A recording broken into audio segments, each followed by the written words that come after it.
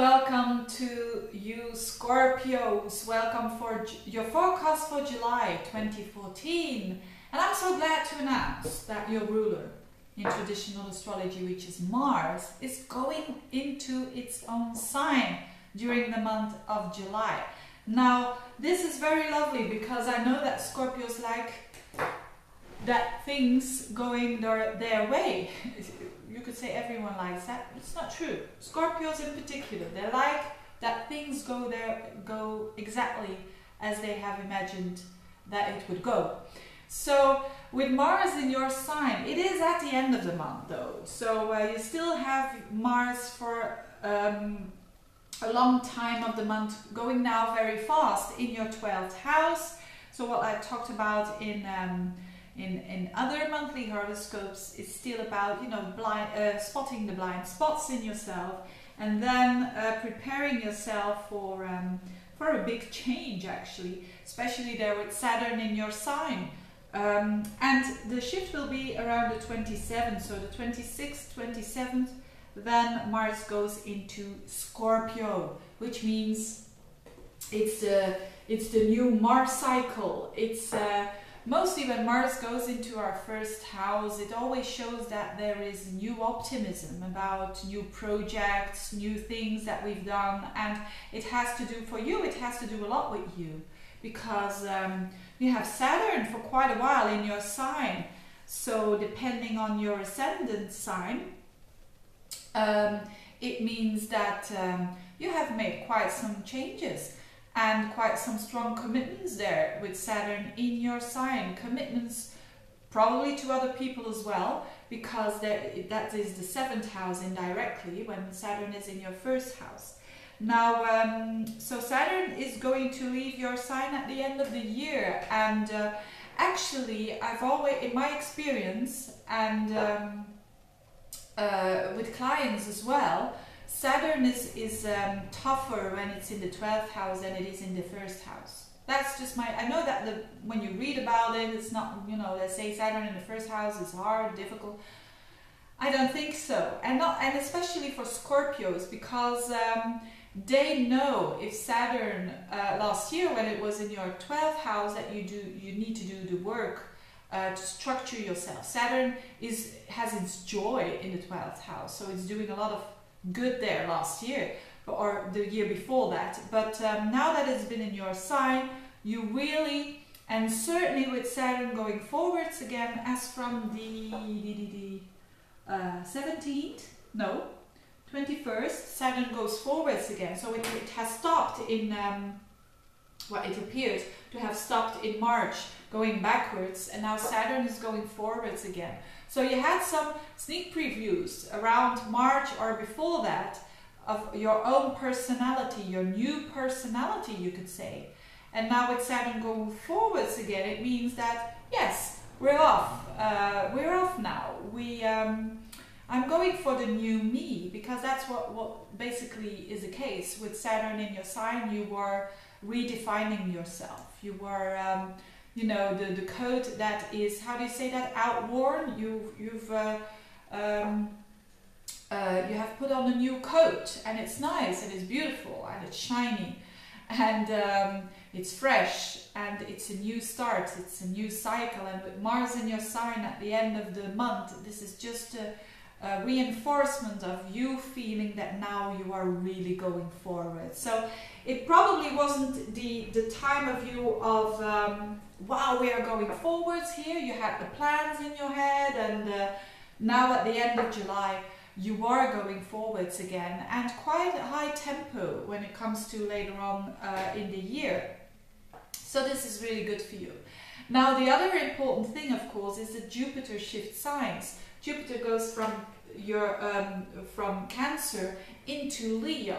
So from in a water sign, it goes into a more fiery sign, which is more about the heart, which is Leo, which is more about truthfulness, about your own identity, your own unique self. So Jupiter in Leo will definitely, in general, make people more true to themselves and make people more aware of their own identity and how important that is, because that's the sign of Leo.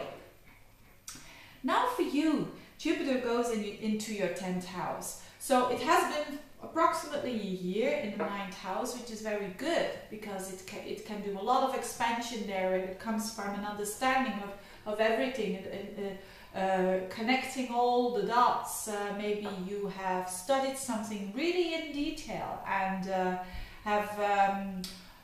or maybe you've studied even astrology or anything that has to do with connecting these dots, and your understanding of the world has tremendously increased a lot, and your belief systems as well.